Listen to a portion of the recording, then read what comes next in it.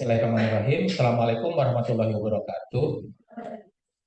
Terima kasih atas kehadirannya. Hari ini kita akan mulai lagi perkuliahan kita pengantar fisika Jat Padat. Untuk tahun 2023 ini kita ada 2 kelas dan pengambilnya adalah sebagai berikut ya. Ada saya, ada Pak Noman, kemudian ada Utami dan Rosaldi, kemudian juga ada Prof. Adaci dari Sophia University ya. Oke, hari ini kita akan membahas mengenai salah satu bab yaitu mengenai konsep kemagnetan ya. Konsep kemagnetan. Mungkin Anda sudah pernah mendengar, sudah pernah belajar tentu ya, apa itu kemagnetan. Yang paling simpel aja magnet ya. Mungkin waktu sekolah menengah, kalau yang kita sebut magnet itu yang seperti apa? Ada yang tahu magnet itu seperti apa biasanya? Bisa menarik misalnya gitu seperti itu ya. Nah, kenapa sih dia bisa misalnya menarik sesuatu gitu ya? Tidak semua benda bisa ditarik juga oleh magnet gitu ya. Dan kenapa benda itu bisa menjadi magnet? Itu yang akan kita bahas hari ini mengenai konsep kemagnetan ya. Sebenarnya ada 3 bagian.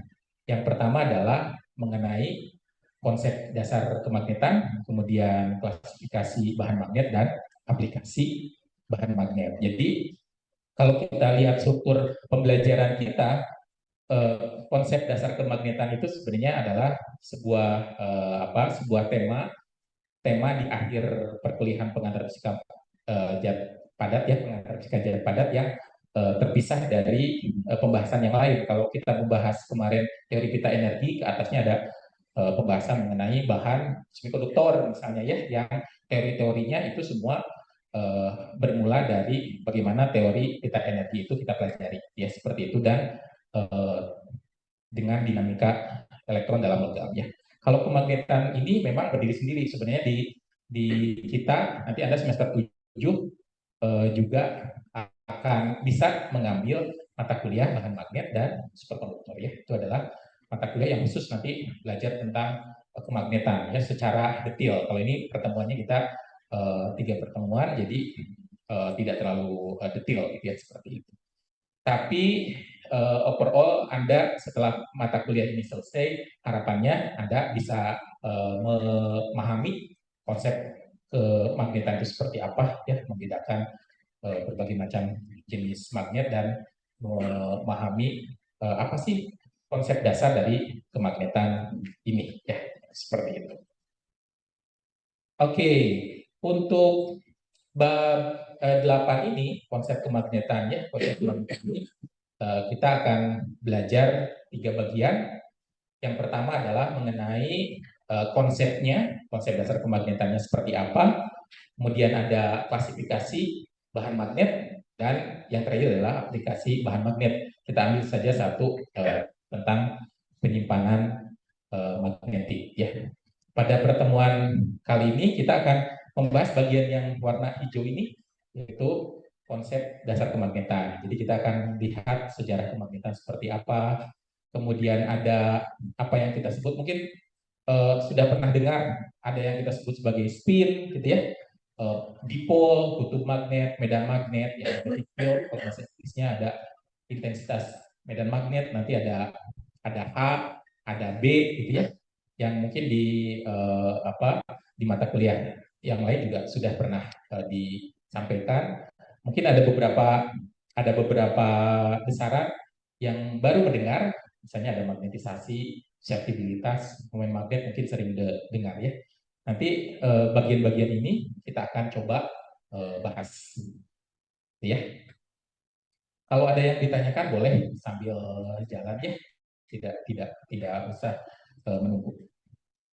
Oke, kita akan mulai dari konsep kemagnetan ya, sejarah kemagnetan.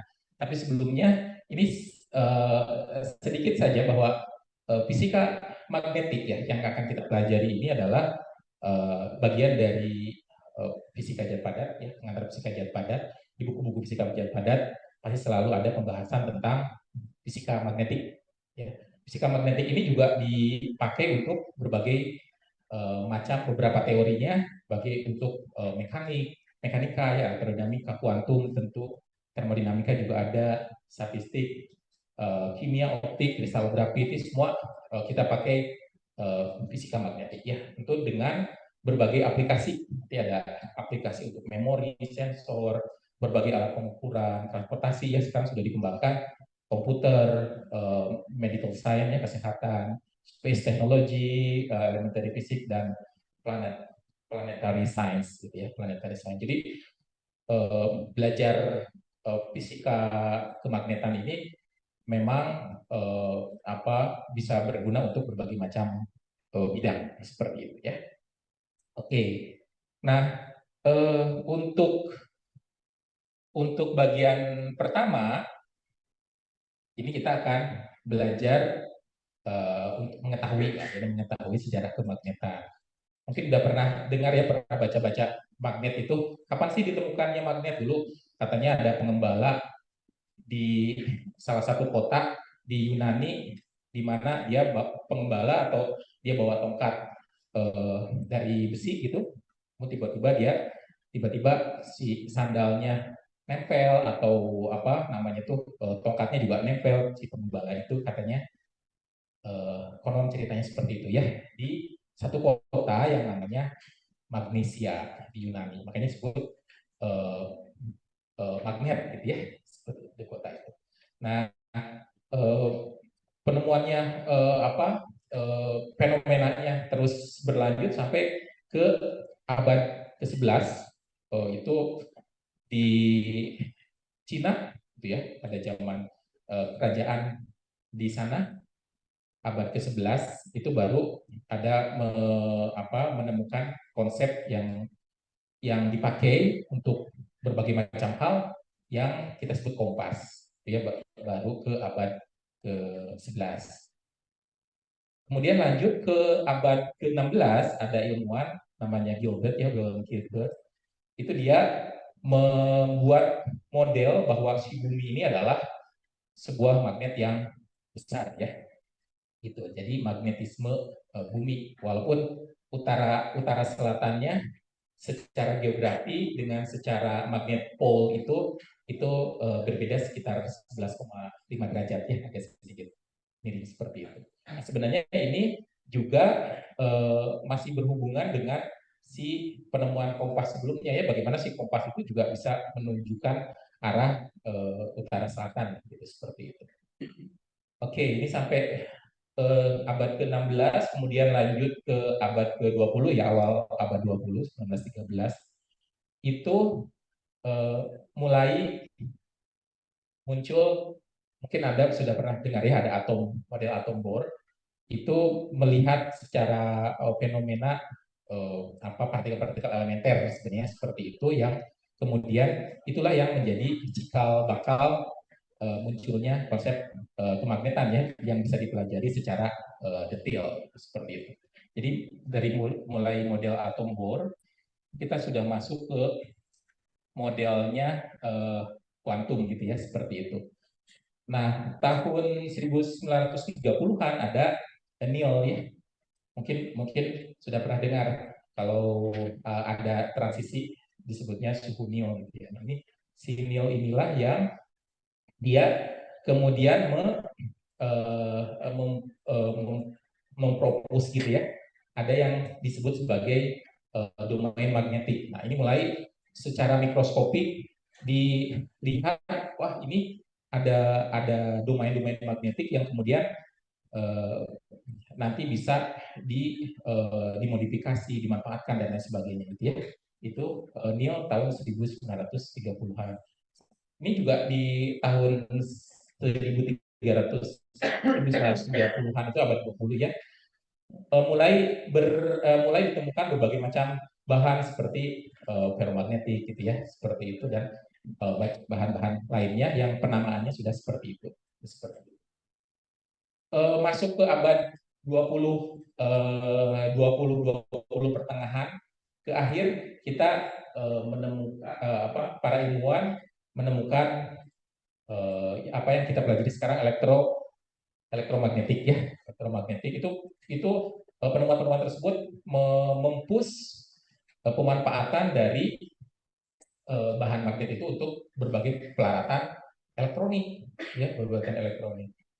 Sampai sekarang tetap dikembangkan abad 20, abad 21 ya untuk fungsionalisasi material magnetik. Mungkin pernah dengar ada kereta maglev ya, magnetic levitation. Itu kereta kalau di Shanghai itu sudah dipakai, di Jepang masih tahap uji coba gitu ya, seperti itu. Itu adalah kereta-kereta melayang seperti itu.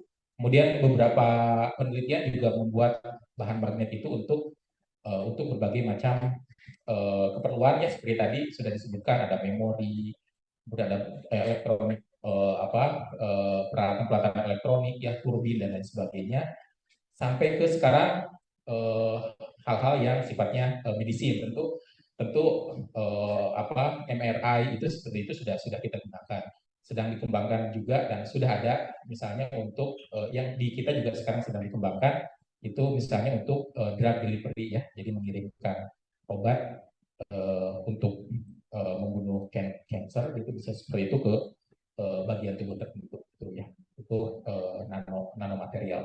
Jadi banyak sekali ini aplikasi yang di bisa bisa di bisa kita nikmati sekarang dari bahan magnet ini. Nah, kemudian sebenarnya apa sih yang menyebabkan sebuah benda itu memiliki sifat magnet tertentu gitu ya. Nah, muncullah apa yang kita sebut sebagai spin ya, spin. Kalau ada yang ingat kalau spin di kuantum itu merupakan sebuah identitas ya, sebenarnya sama seperti massa, dia sama seperti identitas si partikel tersebut. Cuma ini spin ini sebenarnya adalah identitas untuk sebuah partikel elementer ya, partikel elementer. Apa sih itu spin itu? Sebenarnya kalau Anda ingat, sama seperti kita belajar bumi dan matahari gitu ya. Bumi berputar mengelilingi mengelilingi matahari, disebut dia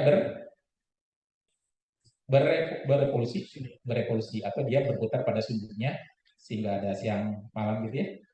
Itu namanya berotasi ya. Sebenarnya si elektron juga sama ya, si elektron itu dia, kalau kita ada inti di sini ya, nukleus inti, ada inti, kemudian si elektron itu dia berputar, berevolusi, dan dia itu juga berotasi. Nah, si si dia itu si spin itu ya, si elektron gitu ya, si elektron itu dia berputar, yaitu memiliki sebuah nilai tertentu yang kita sebut sebagai momen sudut intrinsik. Nah, momen sudut intrinsik inilah yang kita gambarkan sebagai besaran secara kuantitas untuk yang kita sebut sebagai spin ya. Nah, seperti itu. Nah, kalau karena sebenarnya si inti juga berputar ya, berotasi, nanti momen sudut intrinsik dan momen sudut orbital itu kalau kita jumlahkan itu akan menjadi sebuah besaran yang sangat menentukan sifat magnetik dari material tersebut ya. Jadi nanti sebenarnya dia nanti berputar, yang kita gambarkan sekarang itu adalah up atau down gitu ya. Nanti arah putarannya kemana gitu ya, itu bisa up atau bisa down gitu. Itu tergantung dari kita melihat arah perputaran dari si elektron itu. Inilah yang kemudian kita gambarkan di bahan-bahan magnet itu, nanti ada spin ya, ada spin, susunan spin yang up gitu ya, semuanya up, nanti ada yang disebut sebagai ferromagnetik gitu. Terus ada susunannya yang yang agak miring sedikit, nanti kan dijumlahkan ya, ini dijumlahkan momen sudut intrinsik dan orbital ini. Jadi tidak semua putarannya seperti itu up semua. Nanti ada penjumlahan eh, penjumlahan vektor gitu, dia si arah spinnya ada yang rada miring kiri, miring ke kanan gitu ya. Seperti itu memunculkan apa yang nanti ada yang sifatnya misalnya paramagnetik gitu ya, seperti itu. Atau diamagnetik, dia yang kalau diberi medan luar dia arahnya akan melawan dari arah si medan luar tersebut gitu ya. Inilah yang kita sebut spin ya. Jadi mungkin kalau misalnya Anda eh, apa eh, berhadapan dengan spin, spin itu benda apa sih gitu ya? Itu adalah sebuah identitas intrinsik dari partikel elementer, gitu ya, seperti itu yang secara besaran kita sebut sebagai momentum sudut, ya momentum sudut intrinsik. Jadi nilainya itu adalah setengah dan minus setengah. Itu bukan integer ya, seperti itu. Nah, kalau misalnya Anda ingat kuantum, ada bilangan kuantum ya, ada yang bilangan kuantum terkecil, ada S, ya, ada S, S-nya adalah plus setengah sama minus minus setengah. Kalau masih ingat ada larangan Pauli, seingat ya, si dua partikel itu tidak mungkin dia memiliki lima bilangan kuantum yang sama. Biasanya empatnya bisa boleh sama, nanti dia ada di orbital keberapa, nanti bilangan kuantum terakhir S-nya itu berbeda, S-nya bisa plus setengah atau minus setengah, gitu ya, seperti itu yang dipakai untuk pembahasan tentang spin ini ya, seperti itu. Sampai sini ada yang ditanyakan? Cukup? Oke. Kalau kalau eh, kalau sudah paham tentang konsep spin, kita kita akan maju dengan konsep dipol sebutnya ya, kutub pol itu kutub ya, pol magnet, kutub magnet. Ini yang kita pelajari sekarang. Kalau anda tahu eh, pol untuk listrik ya, pol untuk listrik itu ada positif negatif gitu ya, ada positif negatif. Kalau di kutub magnet itu kita biasanya ada yang short atau north ya, S atau N gitu. Ini biasanya sudah pasti kalau misalnya kita kita gambarkan itu, kalau yang N north itu yang warna merah, yang S itu warna putih gitu ya. Kalau misalnya tidak asal-asalan saya chat ini merahnya bawah gitu ya. Seperti itu. Nanti termasuk kalau misalnya Anda lihat kompas gitu ya, merah sama putihnya itu adalah north. Sebenarnya dia lebih ke, kalau misalnya disimpan seperti itu, yang merah itu adalah untuk yang north, dan yang putih itu untuk yang south ya, south selatan, selatan utara, utara selatan, utara dan selatan. Nah, ini kita sebut sebagai pole.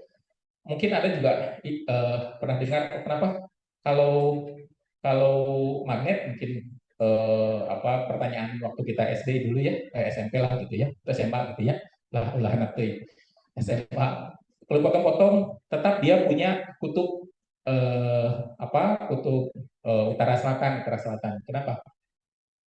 Kenapa tahu kan? Sampai dipotong kecil-kecil, utara selatan tetap utara selatan. Oh ya, karena sebenarnya yang pengertian kita potong itu kan masih pengertian makroskopis ya. Kalau kita eh, terus, sedangkan konsep utara selatan ini adalah konsepnya subatomik ya, partikel elementer itu. Jadi yang spin itu yang tadi yang menunjukkan itu sih, sehingga kita perlu punya alat untuk sampai bisa memotong spin itu ya. Spin itu udah partikel elementer ya, sehingga kalau dipotong pun seberapa kecil pun dengan kekuatan punya kita, yaitu masih dia utara selatan ya, masih dia berbentuk spin-spinnya masih belum tidak bisa dipotong gitu ya. Sehingga karena di sini ada spin, gitu ya, spin yang kemudian dia bisa menunjukkan arah utara dan selatannya. Nah, dari spin ini, dari kutub ini kita mengenal tadi sudah saya sebutkan ya, ada utara, ada selatan, gitu ya. Utara ini dekat kalau misalnya kita menggambarkan kelistrikan, gitu ya, ada positif, ada negatif. Menggambarkan utara, bagaimana menggambarkan medan magnet ini juga tidak sembarangan, gitu ya, harus benar-benar eh, benar-benar mengikuti aturan yang sudah ditentukan. Bagaimana misalnya kalau N itu dia outnya keluar, kalau kemudian yang short itu yang in, gitu ya. Ini sama dengan positif negatif kalau gambaran di medan listrik, ini penggambaran dari medan magnet. Kalau misalnya di YouTube atau di beberapa buku yang paling simple itu adalah melihat medan-medan arah-arah itu kalau kita menaburkan bubuk Fe gitu ya, bubuk Fe, kemudian nanti dia secara teratur nanti membentuk seperti ini gitu. Medan medan gambaran tentang medan listrik dan medan magnet ya. Jadi ini adalah eh, apa yang kita sebut sebagai kutub magnet atau pole ya. Walaupun pada perkembangannya nanti yang dipol ini ada juga yang monopol, tapi kita masih pegang dulu ini dulu ya, belajar tentang apa yang kita sebut sebagai dipol. Jadi ada dua, selalu ada dua ya, utara selatan, gitu ya, utara selatan seperti itu. Sampai sini ada yang ditanyakan? Masih ini ya, masih bisa ditangkap. Oke, mungkin itu saja. Terima kasih sekali atas kehadirannya. Kita akan lanjut perkuliahan minggu depan, pada hari Rabu ya, di Rabu jam. Terima kasih. Assalamualaikum warahmatullahi wabarakatuh.